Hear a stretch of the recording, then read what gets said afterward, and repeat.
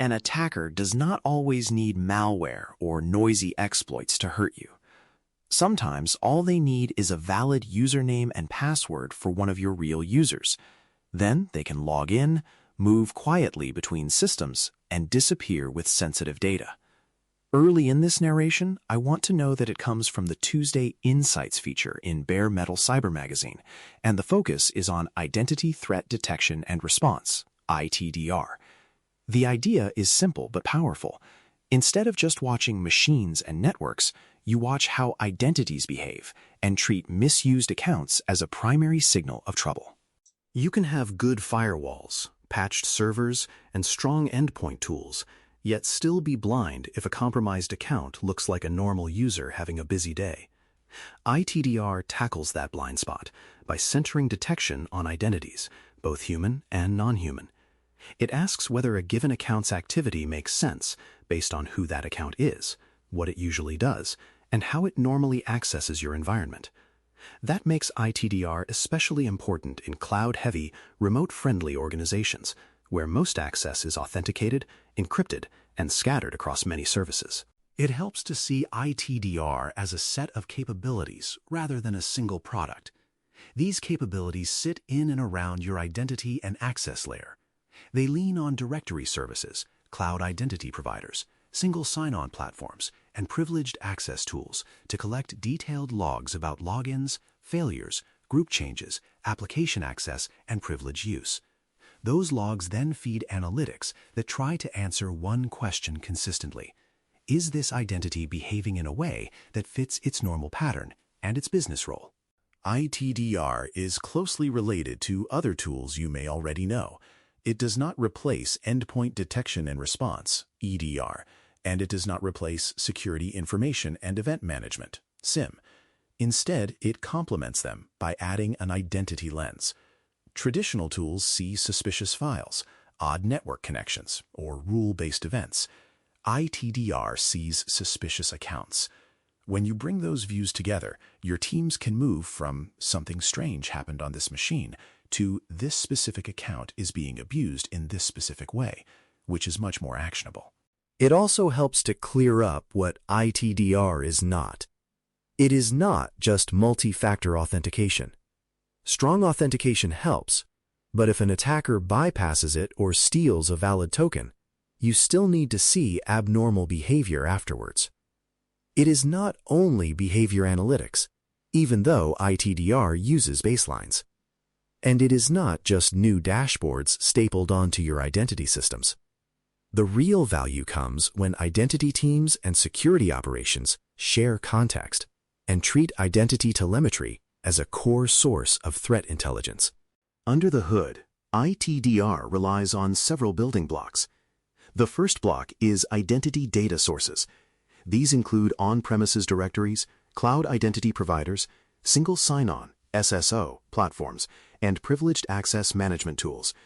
Each of these systems produces logs about who logged in, from where, using which device, and to which application or resource. ITDR brings those logs together so they can be analyzed as a coherent story instead of isolated events. The second block is modeling and context. ITDR systems learn what is normal for each identity. They track usual locations, typical login times, common applications, privilege levels, and even which devices are normally used. When activity deviates from that pattern, the system raises a flag, sometimes quietly by adjusting a risk score, and sometimes loudly by generating a high-severity alert. The important part is that weird is defined per identity and per role, not by a generic rule that treats every user the same. The third block is response and orchestration. A mature ITDR practice does not stop at saying, "This looks risky." It ties identity alerts into concrete actions. Those actions can include prompting for a stronger second factor, blocking a session, forcing a password reset, limiting access to sensitive applications, or automatically opening an incident for the Security Operations Center to investigate. The goal is to catch identity misuse early, before an attacker can use a single compromised account as a launchpad for lateral movement and data theft. To see how this looks in real life, Imagine a mid-sized company that uses a cloud identity provider for access to both software-as-a-service tools and internal applications. An attacker steals credentials with a convincing phishing campaign and attempts to log in from another country late at night. The password is correct, so the login technically succeeds. ITDR, however, sees that the location, the device fingerprint, and the time of day are all unusual for this user, and it marks the event as high risk. A few minutes later, the same account accesses a sensitive finance application that this user rarely touches. On its own, that might not look like a major event. In the context of the earlier risky login, it matters a lot. ITDR correlates the two events and pushes the risk above a threshold. That crossing point triggers a workflow. The user is asked for step-up authentication, the session may be limited, and the Security Operations Center is notified that this account might be compromised. Analysts can quickly review recent access, look for signs of data exfiltration, and confirm with the real user whether the activity is genuine. ITDR works best when several assumptions hold true. The first assumption is that identity data is reasonably clean. If many accounts are shared by multiple people, if there are large numbers of stale or unused accounts, or if your teams do not know what each account is for, then it becomes very hard to define normal behavior. In that world, behavior-based analytics turn noisy and less trustworthy, which erodes analyst confidence and weakens the whole system. The second assumption is good logging and integration. ITDR needs timely, consistent events from identity providers, directories, cloud platforms, and key business systems. If important applications do not send meaningful logs, attackers may be able to misuse identities inside those systems without being seen. If logs are delayed, incomplete, or stored in inconsistent formats, it becomes harder to build an accurate and timely picture of identity behavior. Getting that plumbing right is often unglamorous work, but it is essential. The third assumption is process maturity. Someone has to own the response playbooks that define what to do with different kinds of ITDR alerts. Those playbooks must fit your staff levels and skills. If the workflows are unrealistic, tickets will pile up, and people will quietly ignore identity alerts. The strongest results show up when identity administrators, security analysts, and incident responders agree on who does what when an account crosses a risk threshold. Once these basics are in place, you can see ITDR in everyday work. One very common use case is detecting compromised employee accounts after a phishing wave. Instead of relying only on user reports and email filters, teams watch for downstream evidence that accounts are behaving strangely, such as new locations, odd access to cloud storage, or sudden permission changes. ITDR stitches those clues together into a story that prompts action while there is still time to contain the damage. Another routine pattern involves privileged and administrative accounts. These identities can change configurations, create other accounts, and reach sensitive data. Many organizations start by applying ITDR to this small group of high-impact identities.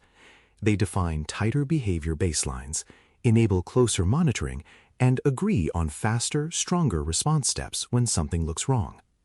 This focused start is a quick win that delivers clear value without overwhelming the team. Over time, teams extend ITDR to service accounts and other non-human identities. These might run backups, integrate applications, or move data between cloud and on-premises systems. Attackers like these accounts because they often have broad access and rarely require interactive logins. When you apply ITDR thinking to them, you monitor which systems they normally touch, at what times, and in what volume. If a backup account suddenly starts reading large amounts of data from a new repository at odd hours, that becomes a meaningful signal. As your practice matures, ITDR can support more strategic conversations. Security and identity teams can map key business processes to the identities that support them, then decide which of those identities deserve extra attention. Insights from ITDR can feed into wider risk scoring, helping you decide which projects to prioritize or which vendors to scrutinize more closely. This is where identity moves from a narrow access control concern to a central part of risk management.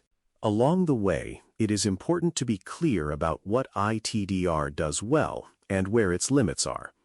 It tends to deliver the most value when your environment is already identity-centric and where you can connect most meaningful actions to specific accounts. It shines when group memberships, roles, and entitlements are reasonably well managed because that context helps separate ordinary activity from suspicious behavior. In those conditions, ITDR alerts are rich with detail that analysts can use immediately. On the other hand, there are real costs and trade-offs. ITDR adds another layer of integration, tuning, and maintenance. It often requires people who understand both identity architecture and security analytics, which can be a scarce combination. It depends on storage and processing for large volumes of identity logs. Most importantly, it cannot overcome bad identity hygiene or a culture that allows shared or poorly managed accounts. If the system cannot reliably tell one actor from another, its conclusions will always be shaky. There are also recognizable failure modes. One is shallow adoption, where a tool is installed, default alerts are turned on, and almost no one changes how they work. Analysts receive identity-flavored warnings, but there are no clear owners or decisions tied to those warnings. Over time, people tune them out, and when a serious incident happens, the team falls back to more familiar signals from EDR or SIEM instead of following the identity trail. Another failure mode is treating ITDR as purely technical.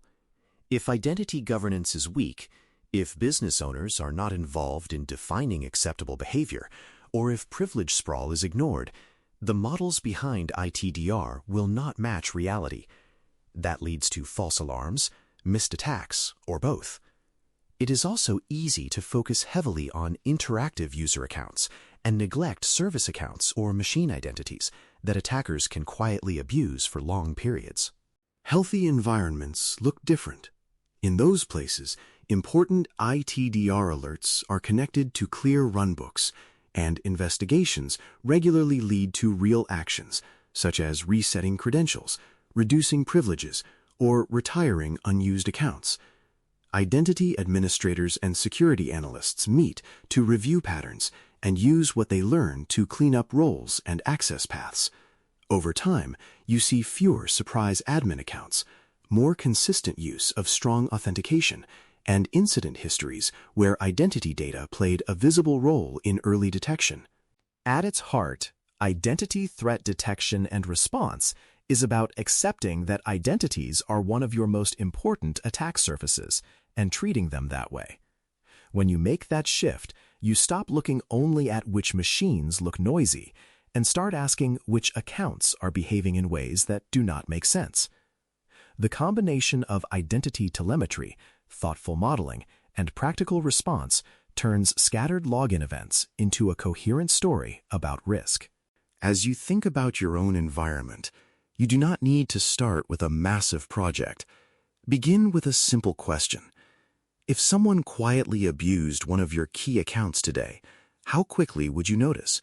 And what would your identity data actually tell you?